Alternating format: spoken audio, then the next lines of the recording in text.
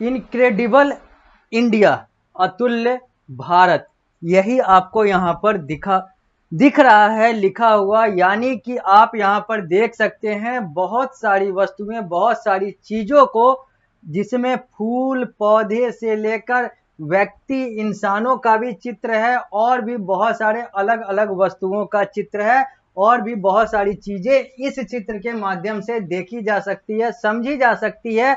और मैं यह चित्र इसलिए आप लोगों को दिखा रहा हूं क्योंकि यही चित्र अब आधार बनने जा रहा है हम लोगों के एक नए अध्याय का, जो कि आप लोगों को अपनी कक्षा 7 में सामाजिक अध्ययन के एक अध्याय के तौर पर पढ़ना है, अध्याय संख्या 7 में पढ़ना है, जो कि हिस्ट्री का यानी कि इतिहास का पाठ है। और मैं दमोहित श्रीवास्तव, आप सभी लोगों का एसएसटी टीचर, अब इस अध्याय को शुरू करूंगा और बताऊंगा कि आखिर क्या क्या चीजें जो हैं आपको इस अध्याय में देखनी है। वो हर बातें करी जाएगी जो कि आप लोगों को आपके पाठ्यक्रम, आपके बोर्ड के पाठ्यक्रम के अनुसार पढ़ना है, पीएसबीआई के पाठ्यक्रम के अनुसार पढ़ना है।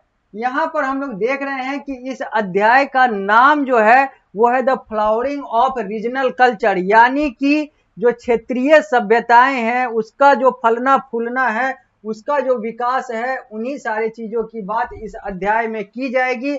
और मैंने जो चित्र आप लोगों के साथ साझा किया है वो इसी अध्याय का आधार है, या फिर कहें तो उसी चित्र के आधार पर हम लोग इस अध्याय को देखेंगे।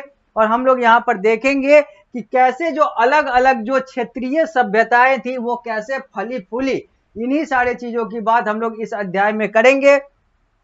पहले हम वो दो बिंदुओं को देख लेते हैं जो की हाइलाइट्स के तौर पर दिया गया हुआ है। यानी कि यहाँ पर लेखक और प्रकाशक बताना चाहते हैं कि आप जब इस अध्याय को पूरा कर लेंगे, पूरा पढ़ लेंगे, तो आपको इन दो चीजों के इर्द गिर्द सारी जानकारी मिलेगी।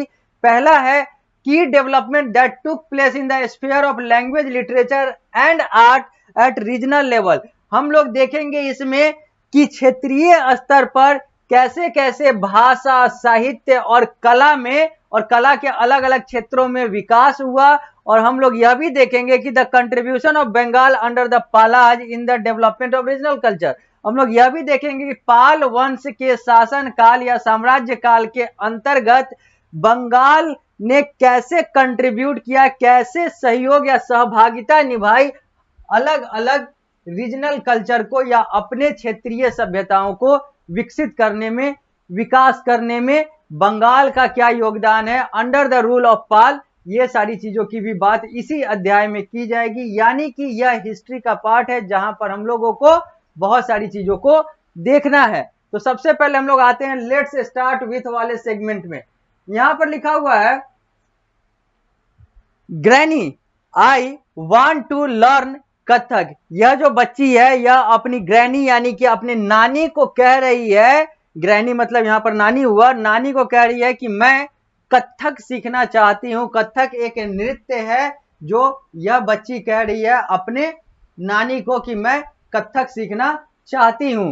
तो नानी का रिप्लाई है do you know Mita that Kathak and other dance style evolve during the medieval period. ये कहती है अपनी नतनी को, यानी कि इसका नाम मीता है, मीता को कहती है कि क्या तुम जानती हो कि जो कथक है और बाकी जो अलग अलग नृत्य की शैलियां हैं ये मेडाइवल पीरियड यानी कि मध्यकाल, भारत के इतिहास के मध्यकाल के दौरान विकसित हुई थी। ये कहती है कि मुझे कथक सीखना है, मुझे कथक सिखवा दो या सिखा दो। तो नानी एक जानकारी देती है इसको, कहती है कि मीता क्या तुम जानती हो कि ये जो कथक की बात तुम कर रही हो और बाकी जो अलग अलग जो डांस स्टाइल है यानी कि जो नृत्य शैली है वो मेडाइवल पीरियड यानी कि मेडाइवल इंडिया के समय विकसित हुआ था, या फिर कहें तो मेडाइवल इंडिया के समय इवॉल्व हुआ था यानी कि उत्पन्न हुआ था, यानी कि इसकी उत्पत्ति जो है वो मेडाइवल इंडिया के बाद के समय की है। तो अब हम लोग सबसे पहले बात करेंगे अर्ली मेडाइवल पीरियड की, यानी कि शुरुआती हम लोग मध्यकाल की बात करेंगे जो वर्ष 800 से लेकर 1200 के बीच में जाता है। यानी कि वर्ष 800 से लेकर 1200 तक के जो काल है जिसको हम लोग अर्ली मेडाइवल पीरियड कहते हैं उसकी बात करेंगे। और सबसे पहले बात करेंगे हम लोग लैंग्वेज एंड लिटरेचर की, यानी कि भाषा और साहित्य की बात करेंगे। लिखा हुआ है लैंग्वेज एंड लिटरेचर के बारे में, regional artist and writer got patronage from the Rajput king which in turn boosted the growth of regional language and literature. जो क्षेत्रीय कलाकार थे और जो लेखक थे वो उस समय के राजपूत राजाओं के द्वारा उन्हें सहभागिता या फिर समर्थन या फिर उन्हें कार्य करने के लिए और ज्यादा प्रोत्साहन मिलता था, और जिसके कारण से जो क्षेत्रीय भाषाएं और सभ्यताएं हैं वो बूस्ट हुई, वो ग्रो हुई या वो विकसित हुई। While Sanskrit continued to be the main language for writing during this period, Pali and Prakrit were also used।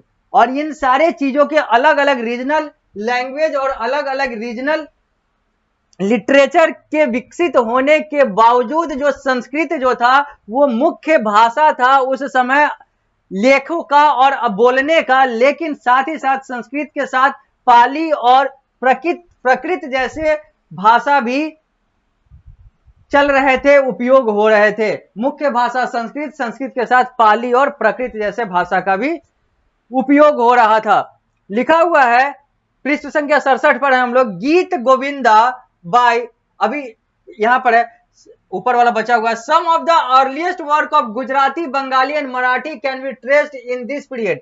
अगर हम लोग कुछ पुराने कार्य को देखें गुजराती, बंगाली और मराठी के, तो वो सारे इसी काल में दिखते हैं, इसी अर्ली मेडाइवल काल में दिखते हैं। The literature of this period cover a wide range of themes and subjects such as poetry, drama, history, science, medicine, romance, grammar and religion। अगर हम लोग लिटरेचर और साहित्य की बात करें इस समय की, तो इसमें बहुत सारे चीजों में, बहुत सारे क्षेत्रों में हमें साहित्य मिलते हैं, चाहे वो पोएट्री यानी कि काव्य का क्षेत्र हो, ड्रामा यानी कि नृत्य और काव्य इन सारे का क्षेत्र हो, इतिहास हिस्ट्री की बात कर लें, साइंस विज्ञान की बात कर लें, चिकित्सा मेडिसिन की बात कर लें, प्यार प्रेम रोमांस की बात कर लें, ग्रामर व्याकरण की बात कर लें, धर्म रिलीजन की बात कर लें, ऐसे ऐसे और बहुत सारे क्षेत्रों में हमें इस समय के साहित्य देखने को मिलते हैं, लिखे हुए मिलते हैं। सम इंपॉर्टेंट वर्क्स आर, अब कुछ जो महत्वपूर्ण कार्य हैं उसकी बात हम लोग कर रहे हैं। तो सम इंपॉर्टेंट वर्क्स जो है वो यहां पर दिया हुआ है, गीत गोविंदा बाय जयदेव, जयदेव के द्वारा जो गीत गोविंदा लिखा गया था उसकी बात करते हैं हम लोग। It is an emotionally expressive poem describing the love of Radha and Krishna. Radha और कृष्ण के प्यार की जो काव्य रूप से जो वर्णन की गई है वो गीत गोविंदा में की गई है, जो जयदेव के द्वारा किया गया है। जबकि सोमदेव कथा चरित्र सागर, सोमदेव कथा चरित्र सागर is a collection of stories that reflect the social, economic, political and cultural scenario during the medieval period। जबकि सोमदेव कथा चरित्र सागर में हमें मेडाइवल पीरियड यानी कि अर्ली मेडाइवल पीरियड के सामाजिक, आर्थिक, राजनीतिक और सभ्यता वाले चीजों का लेख मिलता है, के बारे में जानकारी मिलती है। Work on medicine such as the Charaka Samhita, सुसूत्र संहिता एंड ऋग्विंशचार्या वेयर ट्रांसलेटेड इनटू अरेबिक।